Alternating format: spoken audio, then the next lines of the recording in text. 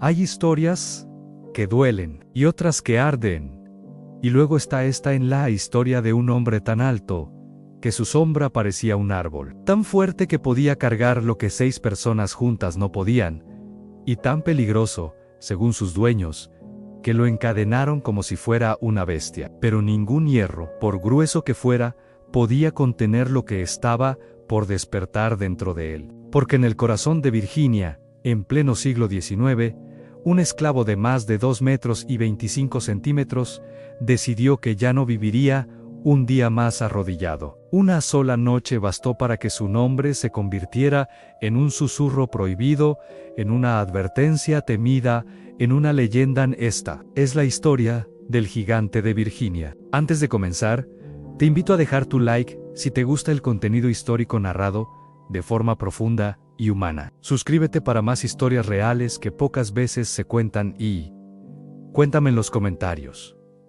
¿Desde qué país nos estás viendo hoy? Siempre me encanta leeros. Nadie en Halifax, Virginia, estaba preparado para lo que significaba ver a aquel joven africano por primera vez. No era solo su altura imposible, ni la amplitud descomunal de sus hombros. Era la forma en que su presencia hacía que los hombres adultos se sintieran pequeños. Había algo en su forma de mirar, un silencio medido, casi calculado, que demostraba que entendía mucho más de lo que dejaba ver. Y aún así, para quienes lo compraron en subasta, no era más que un cuerpo excepcional, una herramienta cara, una inversión. Pero lo que los esclavistas no sabían, no podían saber, era que aquel muchacho había crecido en una cultura que valoraba la fuerza, sí, pero también la dignidad, la familia y la palabra dada. Sin embargo, cuando fue arrancado de su hogar durante una redada nocturna, la vida que conocía desapareció para siempre. La travesía de la costa africana a América fue el primer golpe, pero no el más duro. Lo peor vendría después, en la tierra donde su nombre sería cambiado y su humanidad negada. Cuando el joven llegó a Virginia, medía más de 2 metros y 20 centímetros, una altura que parecía imposible para la época. Los compradores lo miraban como si fuera un fenómeno, un regalo inesperado de la naturaleza. Y como siempre, en una sociedad basada en la explotación, lo extraordinario se convertía en mercancía valiosa.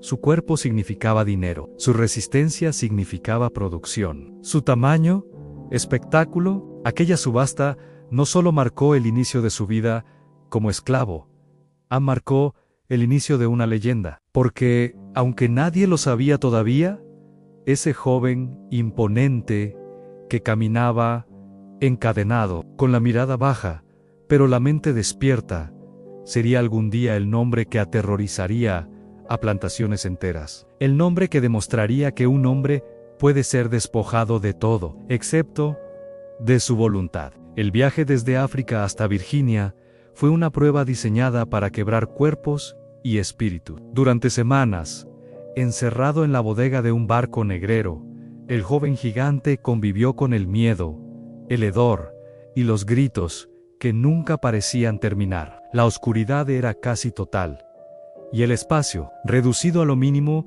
allí donde cabía un ser humano, los traficantes trataban de meter 2 anei, a veces 3. El mar, lejos de ser un camino, era una tumba abierta. Muchos no sobrevivieron al viaje. El hambre, la enfermedad y el desaliento hicieron su trabajo. Sin embargo, él sí sobrevivió. No por fortaleza física, aunque la tenía de sobra, sino por la promesa silenciosa que se repetía a sí mismo en vivir para encontrar la forma de volver a ser libre. Incluso en la bodega del barco, en medio de la oscuridad absoluta, conservó algo que los comerciantes nunca pudieron quitarle en la memoria de su hogar. Al llegar a América, lo separaron de los demás como si fuera una pieza valiosa destinada a un comprador importante. Fue revisado, calibrado, catalogado. Tocaban sus brazos, sus piernas, su torso,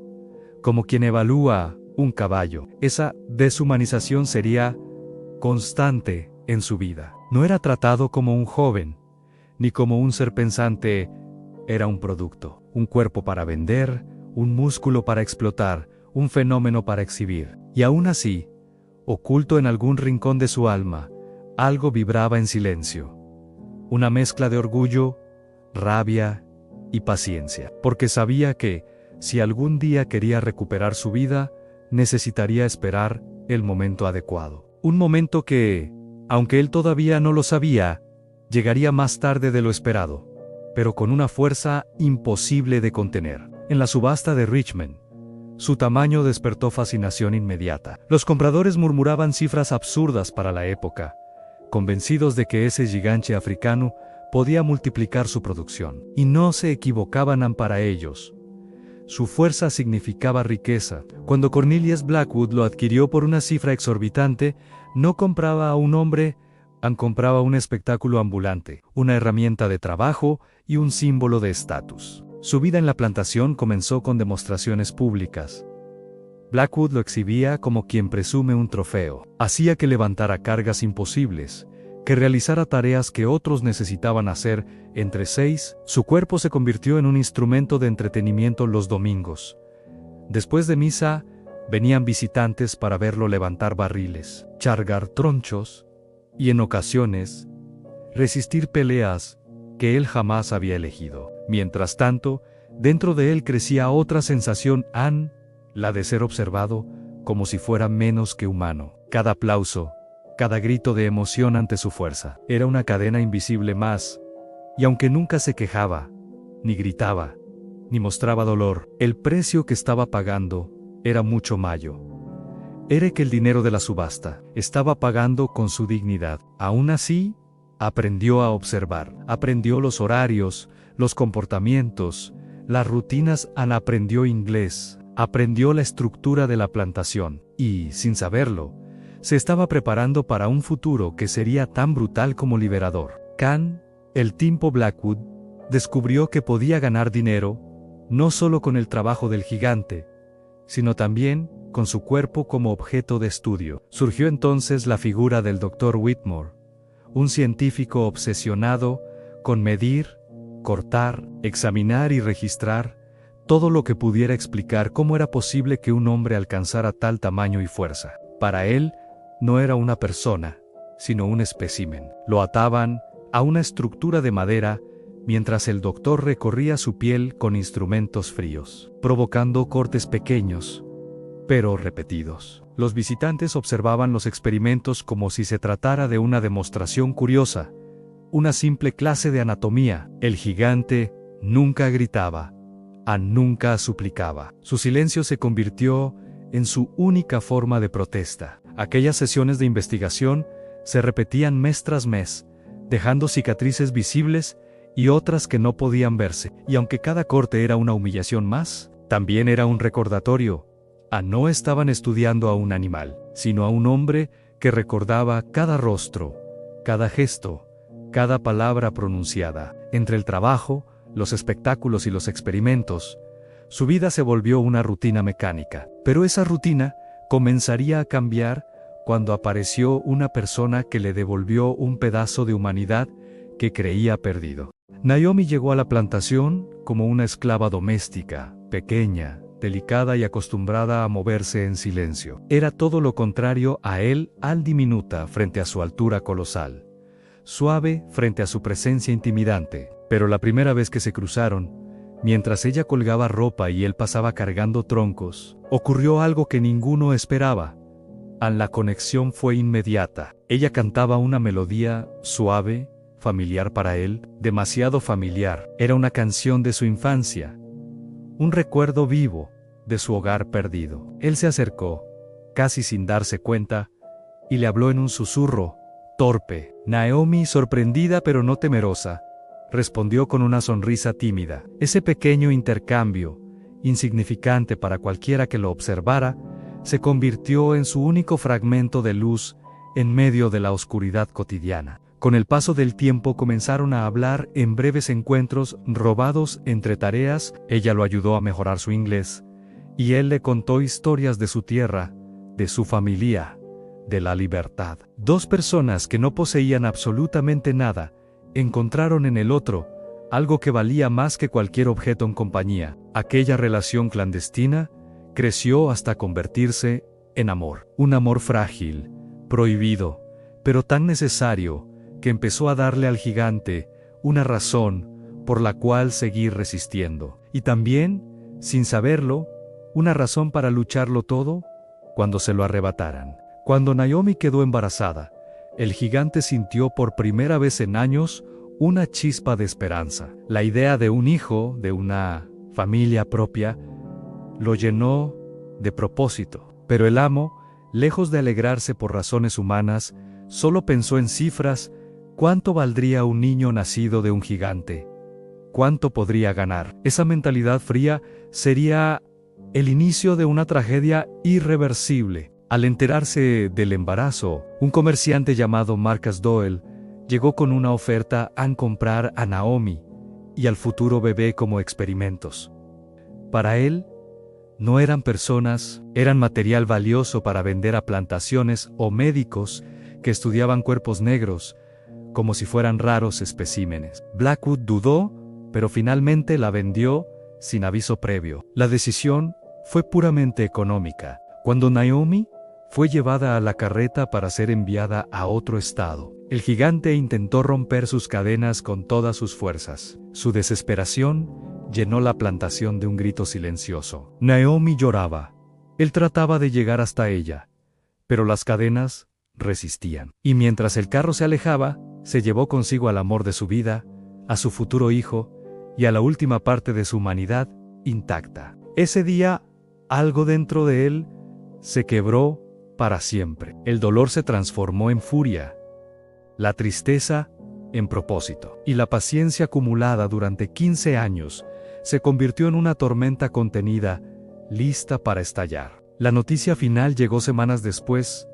A Naomi había muerto en el parto, y el bebé también. Los comerciantes lo contaron con indiferencia, como quien comenta el precio del trigo, pero para él fue el golpe definitivo. Ya no había nada que esperar, nada que perder. Solo quedaba la justicia, aunque se vistiera de violencia. Aquella noche, el gigante actuó con una determinación casi sobrenatural. Primero rompió las cadenas que lo habían mantenido sumiso durante años. Luego buscó a cada persona que había participado en su sufrimiento en el amo, los hijos del amo, el doctor, el capataz, el comerciante. Cada uno fue encontrado uno por uno, sin prisa, sin duda. La plantación que durante décadas había prosperado gracias al dolor ajeno, se convirtió en escenario de retribución. Los esclavos, al ver lo que ocurría, comprendieron que ese era su único momento. Muchos se unieron, otros huyeron, pero todos sintieron que algo histórico estaba ocurriendo ante sus ojos. Cuando amaneció, 8 amos y supervisores estaban muertos, y un hombre, herido pero más libre que nunca en su espíritu, se había convertido en el símbolo viviente de una rebelión que ya nadie podría detener. Tras la masacre, la plantación entera entendió que no era cuestión de quedarse. La ley, la milicia, los cazadores, todos vendrían por ellos. Así comenzó una huida desesperada hacia el norte, guiada por el gigante y por los más ancianos, que conocían senderos ocultos, rutas clandestinas y refugios temporales. No fue un viaje sencillo. El grupo, formado por hombres, mujeres y niños, avanzaba solo de noche. Durante el día se escondían en bosques, cuevas o casas seguras que simpatizaban con la liberación de los esclavos. El gigante, aún herido, se mantenía siempre al frente, atento a los sonidos, al viento, a cualquier amenaza. Cuando los cazadores finalmente dieron con su rastro, él improvisó una defensa brutal, sin armas especiales, usando únicamente su fuerza y las cadenas que había conservado como símbolo de resistencia. Enfrentó a los perseguidores. La ferocidad del combate hizo que los cazadores retrocedieran por primera vez en su vida. Aquella confrontación les dio tiempo para que decenas de vidas escaparan hacia algo que nunca habían conocido, la libertad. Y aunque él sabía que esto no duraría para siempre, cada noche que conseguían avanzar era una victoria. Después de semanas de travesía, alcanzaron las montañas Blue Ridge, un territorio tan inaccesible como protector. Allí existían comunidades ocultas formadas por esclavos que habían escapado muchos años antes. Eran los llamados Maroons, grupos que habían construido pequeñas aldeas autosuficientes en zonas donde ni los cazadores se atrevían a adentrarse. La llegada del gigante y su grupo fue recibida con cautela, pero pronto se integraron, construyeron casas, sembraron, aprendieron a vivir con un ritmo distinto. Por primera vez, los niños jugaban sin miedo, y los adultos podían dormir sin cadenas. Para muchos, ese pequeño pueblo escondido representaba la promesa más cercana a la libertad que jamás habían conocido. El gigante, aunque marcado por la pérdida, encontró paz en ayudar a fortalecer la comunidad. Enseñó a los más jóvenes a resistir, a observar, a no dejarse quebrar por el miedo. La gente lo miraba no como un monstruo, sino como un líder, una figura casi mítica que había demostrado que el poder no siempre estaba del lado del amo. Pero esa paz, lo sabía, no duraría para siempre. La recompensa por su cabeza crecía cada mes, y el mundo exterior no olvidaba. La guerra entre su libertad y el odio que despertaba era solo cuestión de tiempo. Finalmente, la milicia encontró la aldea. Eran más de 200 hombres, armados, informados y decididos a capturar al gigante vivo o muerto. La comunidad sabía que no podía resistir un ataque frontal. Él tampoco se hacía ilusiones, pero si tenía claro algo no permitiría que capturaran a su gente. Salió al encuentro de la milicia completamente solo, armado apenas con un rifle viejo, 2 pistolas y las cadenas que siempre llevaba consigo. Lo vieron avanzar entre los árboles como una sombra enorme, herida, pero imponente. Intentaron persuadirlo, prometerle un juicio, pero él sabía que no existía justicia para alguien como Ellen, y decidió atacar. El combate fue feroz. Recibió disparos, golpes, heridas mortales. Y aún así, continuó avanzando, derribando enemigos, golpeando con la fuerza de un hombre que ya no le teme a la muerte. Cuando su cuerpo finalmente cayó, lo hizo de rodillas,